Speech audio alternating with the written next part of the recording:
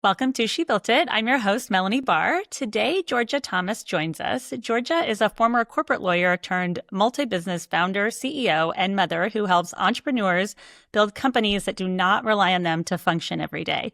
She co-founded eStudios, a seven-figure social media agency built to operate independently, and now leads Venture House Group, an eight-figure portfolio of creative, tech, and e-commerce businesses. Georgia, so many founders say they want freedom, but they've built a business that cannot run without them. What is the first hard truth they need to face to step out of the day-to-day without losing control? It comes down to this belief we have as founders and entrepreneurs that we are the best and no one can do it as good as us. And whilst that might be the case in one or two areas, there's going to always be areas where maybe someone is more skilled in that particular area than you. And so the biggest step of being able to let go and allow someone else to do that job for you, or even if it's leveraging AI, is realizing that actually you're maybe not the best person to do everything. And you may be the best person to do some things, and it's finding out what those some things are so that you can be in your zone of genius all the time and then have other people doing other things in their zone of genius to have the best output. It's so true. And as entrepreneurs, we start off doing a lot of things on our own, and it's hard to let go of that next step. Yeah. It can be really, really tough. This conversation is really timely with AI and the speed at which everything is moving, which is great, but also creates a challenge in some ways. 100%. AI is causing us to even think about like something that was working really well 12 months ago, we're now realizing could be faster, could be more advanced, could work better. And so it's causing us all to kind of look at our businesses and go, oh my gosh, should we be doing this a different way? A lot of people are jumping into that, and that's good. But there's probably also room to just pause and like not go breaking your whole systems before, before you just start putting AI in everything and it breaks everything. Yeah, and it's so easy to look at all the different platforms and think, should I be using this? Should I be using that one? So it's great. There's so many tools out there. It's just, there are so many, to the point you just made.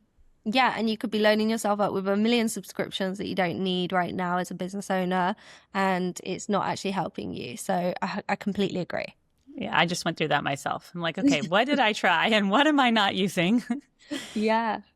You help founders move from overworked operator to visionary CEO. What usually keeps people stuck in the operator role longer than they need to be? As founders, we have this feeling that our business is our baby. And that's true. They do become like a baby of sorts, in that you nurture it and you grow it and you put all your energy into it. And none of your team necessarily will look at that business the way that you look at it, because you've put maybe your own finances into it, lots of hours of time. Maybe it's something that you're super passionate about and it's your dream or your vision. Oftentimes when you're carrying the vision for something, sometimes people can't see where you're at or where you're going unless you're able to like really make it clear for them. And so as a founder, we do that thing that I was saying at the beginning, where we just like holding on to everything. So we're carrying all the weight, we're carrying every single task. So everything's coming through our eyes, carrying all the responsibilities. We're not delegating fully. If we even have teams, sometimes you can have good teams, strong teams where you've hired well and you're paying out a lot of money, but you're just delegating tasks and you're delegating actions, and then everything's still coming back through your eyes. And so what that means is, for a founder who is invested in all those little details still, it means they become very time poor. It means that they start to feel their business is owning their life. And there's two camps, because there's times in entrepreneurship where that can feel really exciting and you don't mind staying up till really late because you're just so excited about this new opportunity and you're just like all in on it. And then there's times where maybe if you have got a family or you've got other commitments and you're losing that passion to giving 16-hour days continuously, that it begins to get like really hard for a founder. And they start to realize, I'm the bottleneck in my own business. Everything's getting stopped or getting stuck because I have to review everything, I have to approve everything, I have to do everything. Then it becomes like either they're struggling to hire because they've they realize, oh, if I hire, it's just going to cost money, and like I don't know how to like delegate all this stuff. So it's a delegation issue. Or it becomes that they've built a team, but they're not leveraging that team. They start to think it's the team's fault, and they say, oh, the team aren't doing X, Y, and Z for me. I can't trust them. I can't do all of this. When really it's not actually that the team couldn't have done a better job. It was just that they weren't delegated ownership to be able to take that forward. And you bring up such a good point with communication. And as founders, we have to take that time for that strategy, to have that strategy session. And then you're so right to communicate it to our teams so that they also know where we're going.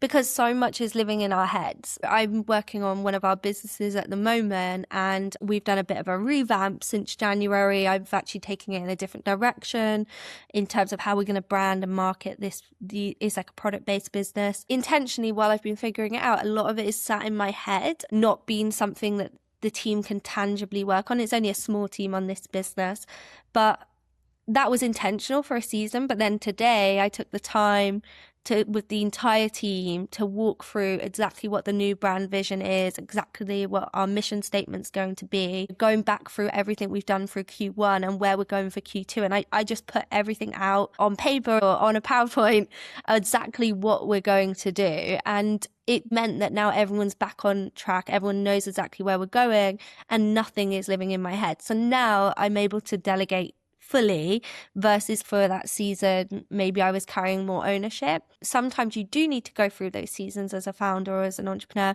where you're carrying some of that vision, and you might be just delegating tasks and you might be holding a lot.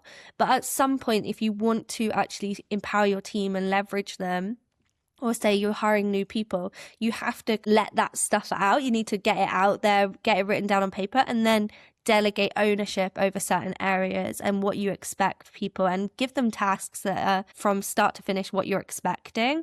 And that's the communication piece. It's not just saying, can you do this for me? It's saying, hey, can you do this for me? Can you also make sure that this happens? Can you also then let me know by this day? If you don't give people deadlines, how are they to know like how fast to come back to you?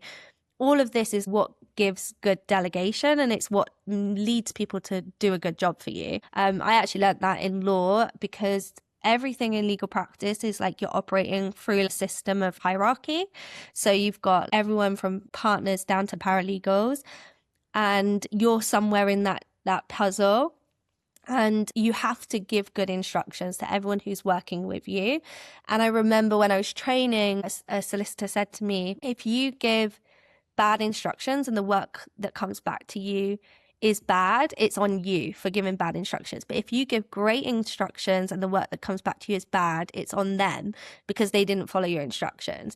And I always held on to that. And then when I started running my own businesses, I always learned that as good as the instructions I give out, I'm going to get a better result. So it's encouraged me, and especially using AI now, to take the time to give like really good instructions and then put them into AI and get AI to enhance them, make it more clear, put the bits that I've missed out, and then send that out to my team. And you can do that so fast with AI. Like you can make something more clear and like add all the detail.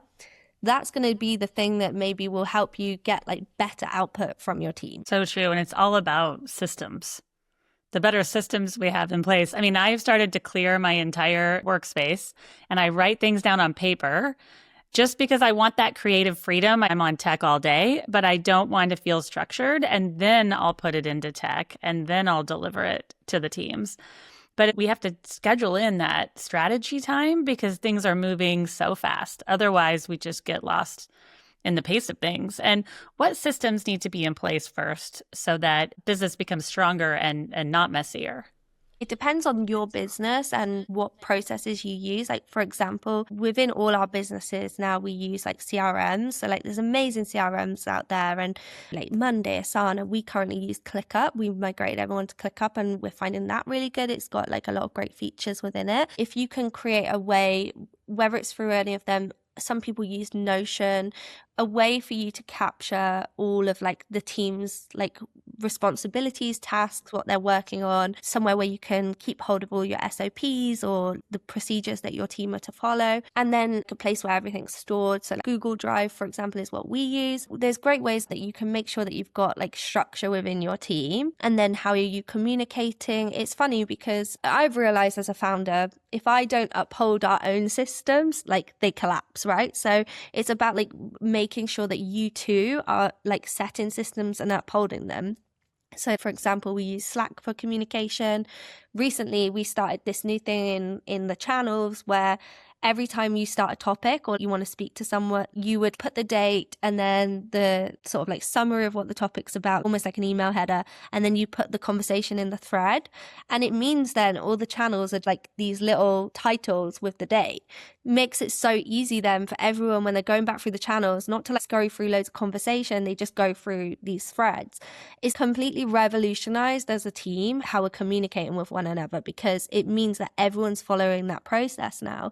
And it's so easy then to fall back into patterns of stepping outside of the system.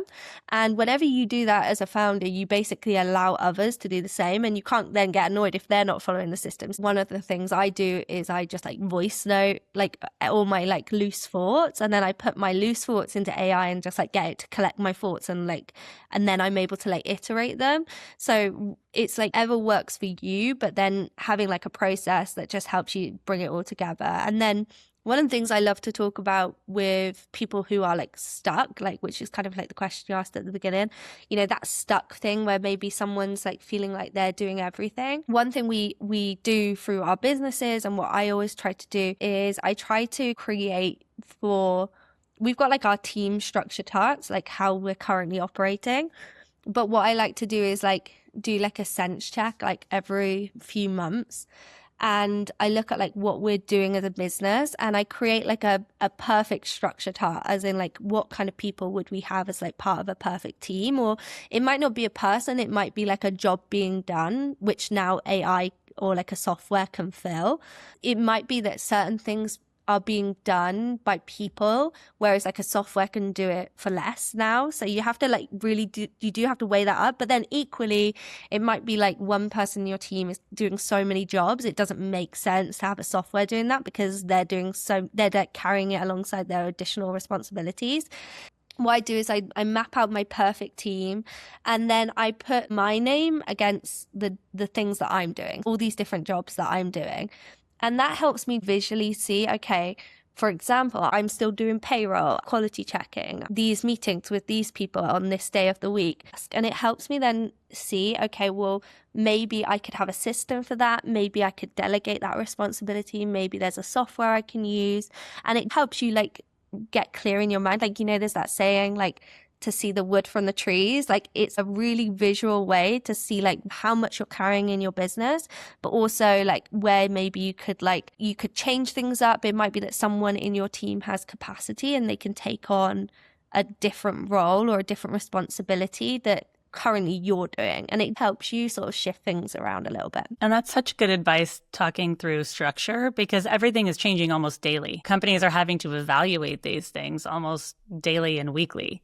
So it's such good advice to think through that structure in that way. Talking about freedom and growth, what does sustainable growth look like to you in real life, especially for a founder who's stretched really thin? It really shifts for me a lot at the moment. My daughter just turned 2. I know in the future I'm probably going to want to have more children. Different seasons require different things, and also things have dramatically shifted in the last 12 months that it's causing us to relook at everything. I'm doing that right now. A year ago, I would have quite comfortably said, like, I'm so removed from all my businesses, I don't have to do anything. Obviously I did, but I was really out of a lot of the nitty gritty. And funnily enough, with obviously AI doing its bit now in the last 6 months, really advancing, I've actually started to get back into some of the nuts and bolts of how our processes are working, to figure out maybe where I could enhance that with AI, or where AI could replace certain things, or maybe figuring out, are we doing this best? And we need to be mindful of as founders is having that internal audit all the time of saying maybe just because something worked really well for 12 months doesn't mean that that's going to be the thing that's going to grow us further. And for example, in my agency, I took a year off from maternity and I was just very loosely involved, checking in with my head of ops. But I wasn't involved in any client interaction. I was just very high level and I joined a couple of team calls. I really did enjoy like a good amount of time off. And then when I saw it come back in, I was only involved at the high level. And then it's funny because for a year, the fact that we had zero churn, 100% retention, in that year that I was off, that felt like a major win because I was like, wow, that's amazing. We've retained all our business. We haven't lost any clients. And then for like 6 months, it'd be really great if we can get the sales up now. And, and then another 6 months goes by and suddenly what felt like a major win when I had a year-long maternity suddenly feels like a loss because for a year, 100% retention and zero churn felt great. But then as time went on, I was like, well, actually now this is not feeling like a good indicator of success because we had grown in the following year, but not as much as we were previously before I went on maternity. So that was the indicator to me, okay, I need to relook at things. I need to look again at our offer, our processes, our marketing strategy, which I hadn't had to look at for over 2 years. But now suddenly what was once a good indicator of success was now not a good indicator of success because we just, even though we weren't churning and we'd done really great, we would go this really slowly as opposed to growing at the rate I wanted to grow. For us now with AI, we need to be mindful of like what was once a great indicator of our success might no longer be. And we can almost like be mindful to do that internal audit to say, what is it actually like? What is our goal? And if we're not hitting that, what is the reason for it? And sometimes that requires us as founders, even when we've removed ourselves for a season, to like take another look and go deep diving for a little while. Maybe not so we get stuck there. So we don't want to be like taking back all that responsibility, but we do want to be able to go back in and say, okay, what needs to change? Like are we doing something wrong? Can we do something better? And you bring up a good point because AI has us all so invested, but then also there's this quality of life that we need to live. I'm a twin mom as well. My twins are 12. We have to look at our businesses as there's times we need to take some time away to be with our family so we don't regret that later. And that's also the ebb and flow of being an entrepreneur. Sometimes we're going to be more invested and other times we're going to say, maybe I'm going to put my family first for this year. And then I can dive back into growth. There's something to be said for quality of life. Oh my goodness, so much so. It's seasons. And I completely agree with you. As a founder, you don't start a business to become trapped in it. Most people start things because they are really passionate about it or they want to be their own boss. So when it feels like your business is weighing you down, you don't want that. And especially if you have got families or other commitments, those are going to be your precedent. Like for me, as soon as I had my daughter, it was like, nothing else even comes close to being important. She's on top and everything else comes secondary. You need to make your time for what's important to you. I've had this season where I've been able to really step back. I'm now in a season where I'll probably never go back to working those long days I did as a lawyer or when I first started the business. I know that I need to create time for deep work, 3-4 hours a day where I can just go all in and get fixated. AI is so important, but do the task about creating the structure. Figure out what are the 3 things that are costing you a big amount of time every single week. It's costing you more than it's making you. Then figure out if there's an AI tool or system that replaces that thing that's costing you a lot of time. That way, at least when you're investing those hours at the outset, learning how to do it, in the long run, you're going to save maybe 10-20 hours a week. And then that's going to be worth your time versus if you just go and learn a new skill that it could enhance your business, but it's just making you more busy. It's all about us not getting shiny object syndrome with all of this stuff and just picking the things that's really going to save us. Yeah. When I see all the platforms, I write down, okay, this platform, I'm going to master this by the end of the week. And then as I start to learn it, I can say, okay, either I want to be invested in it or this isn't working. I need to find something new. So you're right. Taking those moments to say, okay, we're going to try this. We're going to try it quickly. And if it works, great. And if it doesn't, move on to trying to find something to replace it. Yeah, and a lot of them do those 14-day free trials. So you want to leverage the trials. I always time block. So I put time in my diary, 2 hours. That's your 2 hours. And then you'll know whether it's worth it for you or not. And if it's not, you can let that piece go. You've built businesses that have created more freedom. What brings you the most joy in your life, both inside and outside of work? Oh my gosh, 100% my daughter. Like, she brings me the most joy every single day. And built my businesses to work around her, not the other way around. When I'm with her, I like to be present. And then if you're a mum or a new mum, it can be a lot of juggling from your phone and learning to use AI to capture all your thoughts and make them make sense. But as time gets on, it's the ability to adapt those different seasons to make sure it fits around your life. And for me, her being my primary focus, especially for now and until she's older, it means that I know what to say yes to and what to say no to. Thankfully, I do my businesses are with my husband. So we are the co-founders of them together, but we're able to lean on each other, and he works a lot more than me still. We've been able to work in a way that means that when there has been seasons I've had to step back, he can step in. The first thing for a founder is releasing that hold over your business, let it go a little bit. And especially if you do have children and you want to make them your focus, society says we can't have both, can't have success and be a present mum. And I think that's not true. I think we can, but you can't be 100% there and 100% with your child. You have to be smart and realize that success as a mum can look really different to success as a man with no children. Very different, yes. It's amazing how kids improve our organization and make us work a little faster so that we can spend that time. And I started She Built It when I worked for the Los Angeles Dodgers in Major League Baseball. And I struggled to find a female mentor at the time. And then I remember looking out at the empty field when I was at my office at the stadium, wondering if I would ever have kids. And then wondering how I would continue to work in sports with 12 to 15-hour days when the team was in season. Yeah. And I also knew that men weren't having that same thought. Yeah. And then you look at other people in their business that are farther, and then you want to be farther. But you're so true. It's build at your own pace and enjoy life along the way, because there is something to be said for quality of life, and especially for moms. Yes, I completely agree. We need to be in our own race, not trying to keep up with anyone else. And I do believe a lot of mums are shifting into that and very much supporting one another and sharing what they've done, as you have through the podcast. And so it's a nice way for women to see that even though you might naturally pull towards these big voices which are men building, is actually you might learn more from a woman who is building in a situation similar to your own. You're making me think back to COVID. I had 2 5 and 6-year-olds at home, and I had just launched my solo podcast right when COVID started.